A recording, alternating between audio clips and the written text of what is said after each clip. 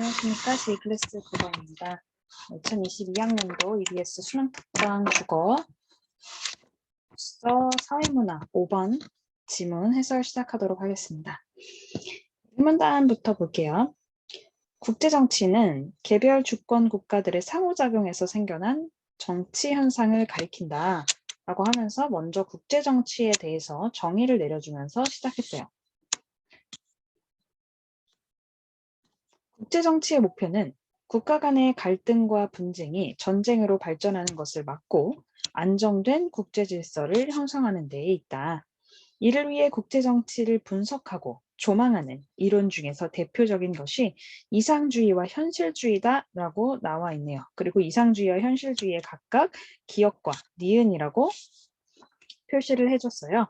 그리고 이제 두 번째 문단 시작하는 거 보니까 이상주의는 이라고 시작을 하고 있네요. 그러면 이 지문이 어떻게 전개될지 상상할 수 있는 것은 일단 국제정치를 분석하는 이론 중에 두 가지가 있는데 이상주의와 현실주의라는 것이죠. 각각에 대해서 설명을 하고 일단 뭐 비교를 한다든지 대조를 한다든지 그렇게 전개가 될 것 같네요. 그러면 이 문단부터 계속 볼게요. 일단 이상주의와 현실주의가 각각 무엇인지 알아야겠죠? 이상주의는 인간의 자유의사와 창조성이 사회와 정치 등 인간 역사 발전의 결정 요인이라고 본다. 그러면 이상주의에서 중요한 것은 인간의 자유의사 그리고 창조성이에요. 자, 그런데 완전한 이상주의자들은 이상과 목적에 치중하여 객관적 조건과 물리적 법칙이 작용하는 현실을 외면한다. 그러니까 이상주의자들한테는 항상 얘네들이 추구하는 이상 현실이 있겠죠. 그죠? 이상과 여기서 목적. 이상과 목적이 있겠지. 그런데 이 이상과 목적이 항상 현실과 부합하는 것은 아닙니다. 그래서 현실은 어떤 거냐면 객관적 조건과 물리적 법칙이 작용하는 현실. 객관적 조건, 물리적 법칙 이런 것들이 작용하고 있는 현실에 괴리감이 있을 수밖에 없어요. 그런데 완전한 이상주의자들은 어때? 그냥 이거를 외면해 버리는 거죠. 이로 인해서 자신들이 개혁하고자 하는 이 정치 현실 자체를 이해하지 못하는 과오를 범하게 된다. 결국에 우리가 살고 있는 곳, 정치가 이루어지는 곳은 여기 현실인데 이 이상과 목적을 생각을 하느라고 현실 자체를 잊어버리는 그런 실수를 한다라는 것이죠. 자, 이와 달리라고 하는 거 보니 여기는 이와 달리 여기를 표시해 보세요. 대조할 때 사용하는 접속어죠. 그래서 이상주의와 이제 현실주의를 좀 대조할 거다라는 걸 알아놓고 현실주의는 파란색으로 표현을 할게요. 자, 현실주의는 인간은 객관적 조건에 의해서 결정된 발전 과정을 따를 수밖에 없다라는 객관적 결정론의 입장을 취한다. 얘한테는 아까 이상주의는 어땠어요? 인간의 자유주의, 창조성, 그리고 이상, 목적 이런 것들이 중요했는데 현실주의는 객관적 조건에 의해서 결정된 것이 무엇이냐가 중요하다는 거죠. 자, 그런데 극단적 현실주의자들은 이번엔 어떻게 할까? 너무 현실만 보는 거야. 이상을 보지를 못하고요. 그런데 이 극단적 현실주의자들은 인간의 희망과 의지, 이게 어떤 이상에 해당한다고 할 수 있겠죠?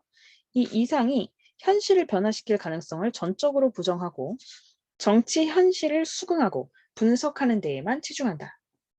이러한 태도는 우리가 정치를 통해 추구할 이상과 목적을 외면하고 정치 현실을 유지하는 데에만 몰두하도록 한다.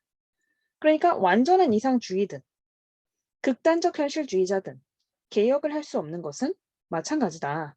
그죠? 내려가 볼게요.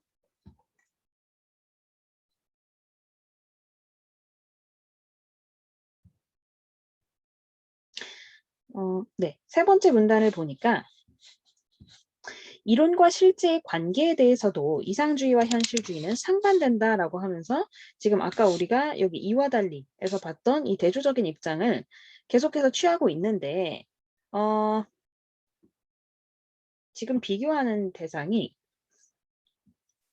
첫 번째는 아까 우리가 전 문단에서 보았던 그 어딨죠? 이 인간 역사 발전의 결정 요인. 이것이 무엇이냐? 그러니까 인간 역사 발전이 어떻게 이루어지는가 그거에 대한 상반된 입장이었거든요. 이상주의는 요거 였고 현실주의는 어딨지? 객관적 조건에 대해서 결정된 발전 과정 이거였는데 이제 두 번째로 비교할 것은 무엇이냐면 이론과 실제의 관계예요. 아까는 인간이 이제 역사에서 살아가면서 어떤 발전 과정을 따를 것인가에 대한 얘기였다면 첫 번째 비교 대상은 인간 역사 발전 과정의 결정 요인이 무엇인가에 대한 얘기였다면 이번에 두 번째는 이론과 실제의 관계에 대한 거예요. 이상주의자들은 정치 이론을 정치가가 현실 정치에서 꼭 지켜야 하는 규범. 그러나 현실주의자들은 정치 이론은 어때요? 현실 정치 형태의 법칙을 편찬, 정리한 것이어야 한다고 주장한다. 그러니까 이상주의자들은 이 이론을 먼저 정해놓고 그걸 현실에서 지키는 걸로 간다면 현실주의자들은 현실을 정리해서 이론을 만들어야 한다. 그러니까 방향이 반대인 거죠. 이상주의자들은 이론을 현실에서 지켜. 라면 현실주의자들은 현실을 갖고 이론을 만들어야 돼 하는 그런 지금 주장인 거죠. 자, 더 나아가 이상주의자들은 이상만이 유일한 진실이기 때문에 현실 정치는 이상에 근거하여 행동해야 한다. 여기도 마찬가지입니다. 어떤 이론 혹은 이상을 현실에서 현실화시키는 것이 이상주의자라면 비해 이렇게 끊을 수 있겠죠, 그죠? 현실주의자들은 그 이상조차도 다른 객관적 사실에 의해 영향받은 산물로 여기면서 현실만이 진실이다 라고 주장한다. 이게 무슨 말이야? 이상을 만들 수 있는 것도 그러한 현실이 있었기 때문에 어떠한 그 객관적인 사실이 있었기 때문에 그런 이상을 만들 수 있었던 것이다. 그렇기 때문에 현실만이 진실이다 라고 주장합니다. 자, 또한 도덕과 정치의 관계에 대하여 그러면 이제 세 번째 비교하는 요소 나왔네요. 이렇게 첫 번째, 두 번째, 세 번째. 자, 도덕과 정치의 관계에 대하여 이상주의와 현실주의는 근본적으로 상반된 주장을 견지한다. 견지한다.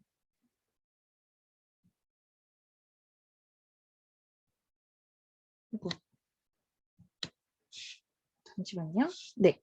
이상주의는 도덕적 원칙을 절대적 가치를 가진 것으로 전제하고 정치는 이 숭고한 원칙에 부합되게 운영되어야 한다고 주장한다. 여기는 이상주의는 여기 또 마찬가지죠. 도덕적 원칙, 이게 절대적 가치다. 정치는 이거에 부합해야 해 라고 얘기하는 한편 현실주의는 도덕적 원칙이 절대적 가치를 가지고 있다는 것 부정. 그치?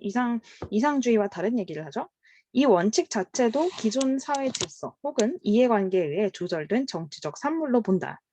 따라서 도덕적 규범도 정치적 관점에서 해석되어야 하지 정치와 무관한 데에서 찾는 것은 잘못이라고 주장한다. 그러니까 뭐야? 얘는 이해관계, 뭐 기존 사회질서, 뭐 이해관계 이런 현실에 의해서 조절된 정치적 산물이야. 그렇기 때문에 어떤 이러한 특정한 정치적 관점을 가지고 해석을 해야지 도덕과 정치를 분리할 수 있는 것. 어떤 정치가 뭐 도덕을 따라야 하는 것 이런 것으로 보면 안 된다라는 거죠.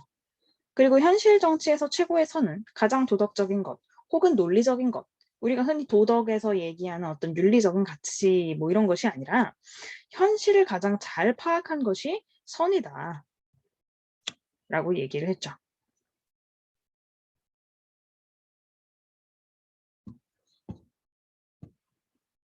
자, 그 다음 문단 갈게요. 이렇게 상반된 입장을 보이는 이상주의와 현실주의는 국제정치 상황의 변화에 따라 부침을 겪게 된다. 부침이라는 거는 뭐냐면 약간 물 위에 떠올랐다가 가라앉았다가 어떤 세태가 변화하는 것, 뭐 흥했다가 망했다가 이런 것들을 얘기를 하는데 어떤 과정을 겪었는지 한번 보도록 합시다. 제1차 세계대전 후에는 국제연맹 창설을 통해 새로운 국제 정치 질서를 창조하겠다는 이상주의적, 우리가 방금까지 얘기했던 이 이상주의적인 애들이 한동안 전쟁과 평화의 문제를 해결한 것처럼 보였다. 이 시기에는 국제 정치 연구를 이상주의가 압도적으로 지배한 것으로 평가받는다. 자, 그러나 나오면 다 뭔가 상황이 바뀐 거죠. 이상주의자들이 전쟁의 원인으로 지목하며 소멸시켜야 할 대상으로 여기던 국가 간의 권력 투쟁이 다시 반복되면서 이상주의가 힘을 잃게 되었어요. 이런 와중에 바람직한 것보다는 실제 존재하는 국제관계를 중시할 것을 주장한 현실주의가 대두했다. 그죠? 다시 이상주의에서 현실주의로 기류가 바뀌기 시작했어요. 이 현실주의의 국제 정치학을 집대성한 현실주의의 대표적인 학자가 한스 모겐소이다. 한스 모겐소이다라고 하면서 학자도 설명을 해줬네요. 그리고 나서 그 다음 문단 볼까요? 모겐소는 이라고 하니까 이상주의와 현실주의가 이렇게 엎치락뒤치락 했다라고 하다가 이제 현실주의의 어떤 학자 한 명과 그의 영향을 소개를 하고 왠지 지문이 끝날 것 같다라는 생각이 드네요. 모겐수는 국제관계가 국가 상호 간의 힘의 관계, 즉 권력투쟁으로 결정된다. 국제관계는 권력투쟁으로 결정된다라고 확신하였다. 현실주의는 국가의 생존과 번영을 유지하는 가장 근본적인 수단인 권력의 본질을 직시한다. 일반적으로 현실주의자들은 국제사회의 원초적 특성을 국가 간의 권력의 관계로 설명하고 있다. 계속 국가 간의 관계는 권력의 관계이다라는 걸 반복하고 있어요. 자, 그리고 국제사회를 모두가 합의하는 공통의 지배자가 없이 자의적 판단력을 가진 국가들이 구성하고 있는 무정부 상태이다. 그러니까 국제관계는 지금 뭐야? 권력투쟁, 권력관계이고요. 그리고 무정부 상태이다. 공통의 지배자가 없다. 자, 모겐소는 모든 인간이 공통적으로 가지고 있는 지배욕과 그에 따른 권력투쟁을 인간사회의 근본이라고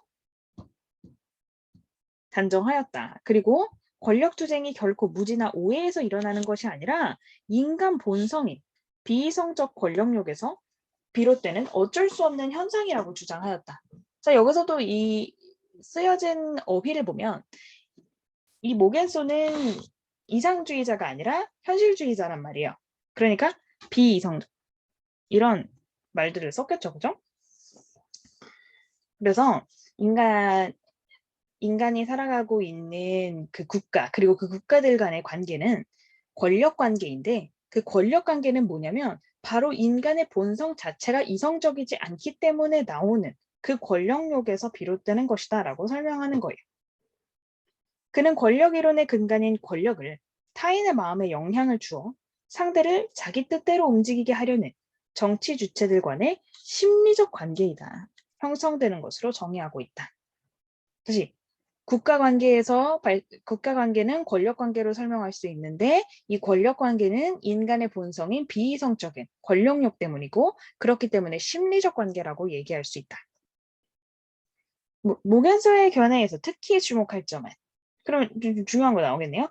국력을 구성하는 9개의 요소를 열거하면서 국민의 사기, 외교와의 질, 그리고 좋은 정부의 역할을 가장 중요한 것으로 강조한 점이다. 그러면 세계가 제일 중요한, 모겐소가 생각하는 세계 제일 중요한 거 국민의 사기, 외교의 질, 그리고 좋은 정부의 역할. 모겐소는 국력에 맞는 목적 설정, 즉 건실한 외교 정책 수립이 외교의 성패를 좌우한다고 본 것이래요. 그리고 군사력과 경찰력 등으로 구성된 정치력을 최대화하는 길은, 그러니까 힘을 최대화하는 길은 일방적으로 힘을 강화하는 것이 아니라 자국의 목적을 달성하고자 하는 욕망을 자제하는 데 있다. 이런 것을 강조하기도 했대요.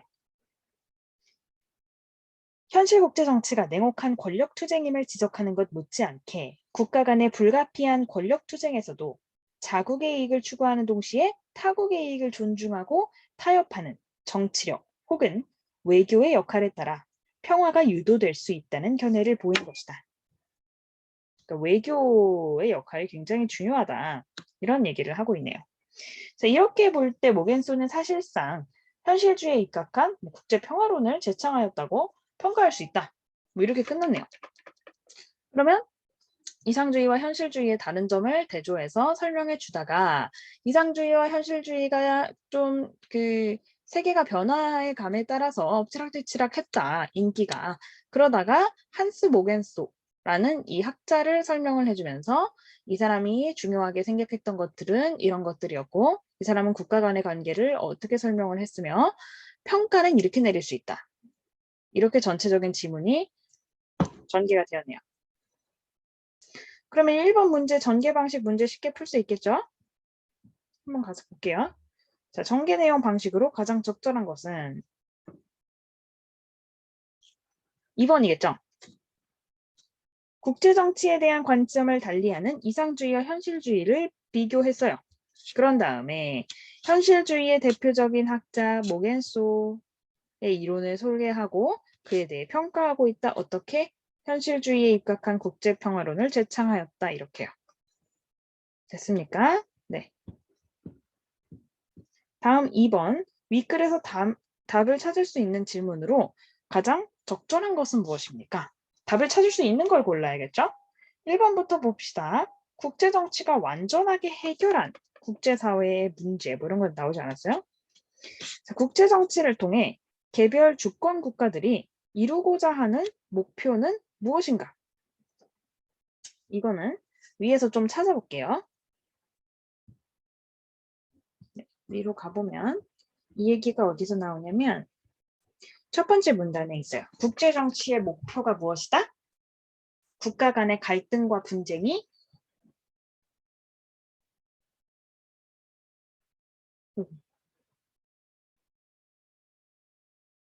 국가 간의 갈등과 분쟁이 정쟁으로 발전하는 것을 막고 안전된 국제 질서를 형성하는 것이다.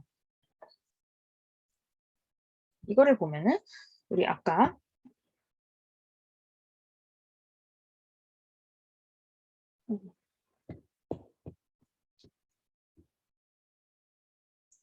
2번 찾을 수 있는 것 알 수 있어요. 국제정치의 목표. 답이 2번인데 다른 것들도 봅시다. 자, 3번. 국제사회가 국제정치에 대해 관심을 갖는 계기가 된 사건. 어떤 특정한 사건 얘기가 나온 거는 없거든요. 이 지문에서. 이거 아니. 국제정치의 미래를 비관적으로 예상하는 이론 이런 것도 없었고요. 이상주의와 현실주의 얘기만 나왔지 그 이후에 등장한 이론에 대해서는 말이 없어요. 그래서 답이 이번에 2번이고요.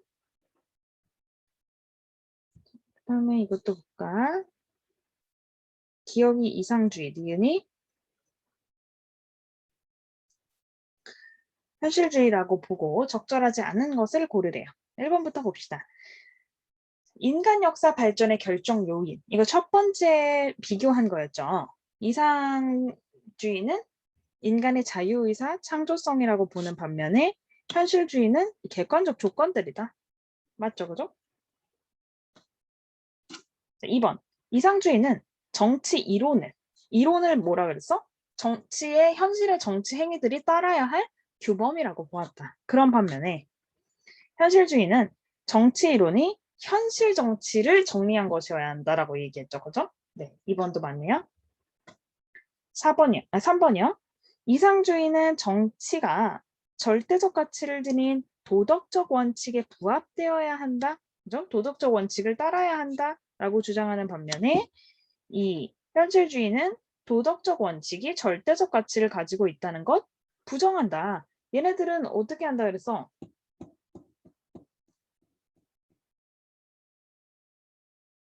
도덕적 원칙이 절대적 가치를 가지고 있는 것이 아니라 여기에 보면은 어떤 기존 사회 질서 혹은 이해관계에 의해 조절된 정치적 산물이다. 절대적인 게 아니라 이해관계에 의해서 조절된 것이다. 그렇기 때문에 도덕적 규범도 정치적 관점에서 해석되어야 한다. 이렇게 얘기했었어요.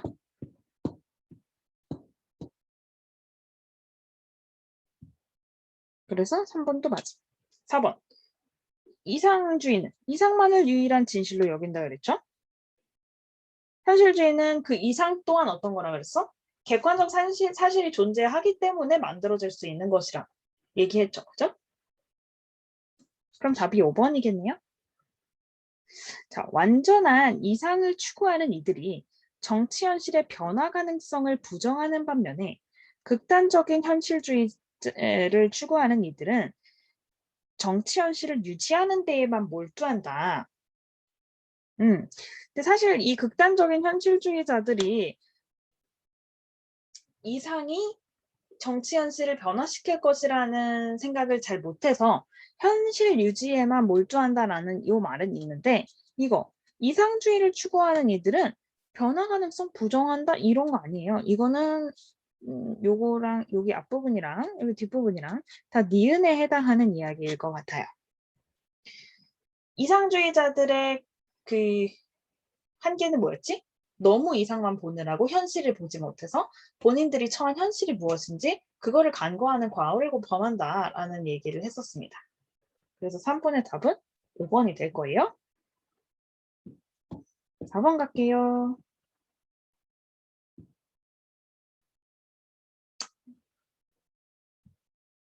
모겐소의 관점에 따라 보기에 대해 판단한 내용으로 이번에도 적절하지 않은 것을 골라볼게요.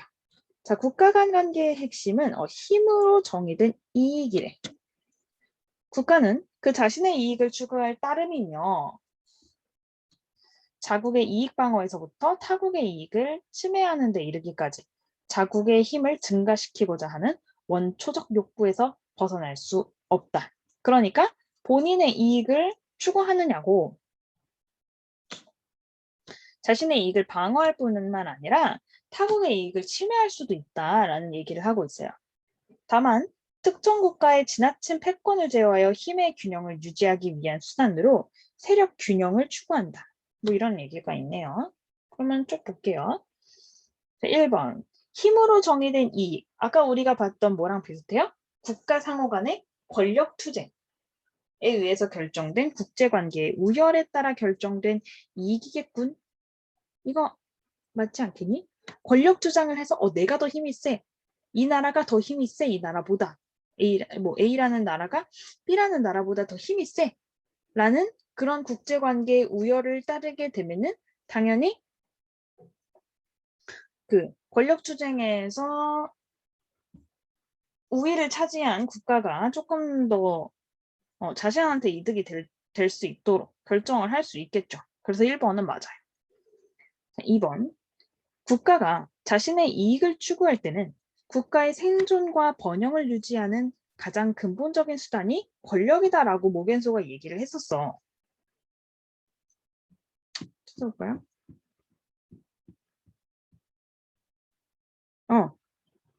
여기.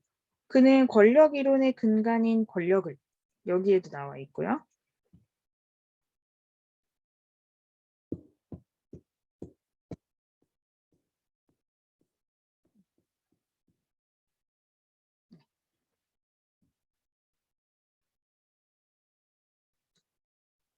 그래서 2번도 맞다. 3번. 국가가 자국의 이익 방어에 그치지 않고 타국의 이익을 침해하는 정도까지 힘을 증가시킨다고 하는 것은 타국을 배려하는 것이 아니죠? 그래서 그냥 일방적으로 자기가 이 힘을 강화하는 것에 해당한다. 이것도 맞다. 자, 4번. 국가가 자국의 힘을 증가시키고자 하는 원초적 욕구에서 벗어날 수 없다는 것은 아까 보기에서 한 말이죠. 이것은 권력 투쟁이 인간 본성인 비이성적인 권력욕에서 비롯되는 현상이기 때문이다. 이거 아까 제가 모겐소 설명하면서 얘기했어요. 국가 간의 관계는 권력 투쟁, 그러니까 권력 관계로 설명을 할 수 있는데 이것이 일어나는 이유는 인간의 본성에서 비이성적인 권력욕이 발휘되기 때문이다. 그래서 원초적 욕구에서 벗어날 수 없다라고 설명하는 것이 맞게 되겠죠. 근데 5번 봐라. 희한한 얘기하고 있어요. 혼자서. 국가 간 힘의 균형을 유지하기 위한 수단으로 세력 균형을 추구한다고 하는 것은 이상에 근거한 정치예요? 모겐소는 아니죠. 답 자체는 그렇게 어렵지 않네요. 그리고 5번은 지금 사전 단어 의미이기 때문에 답은 4번이래요. 이거는 여러분들이 좀 찾아보시고 공부하셨으면 좋겠고 해설은 여기서 마치도록 하겠습니다. 네, 수고하셨습니다.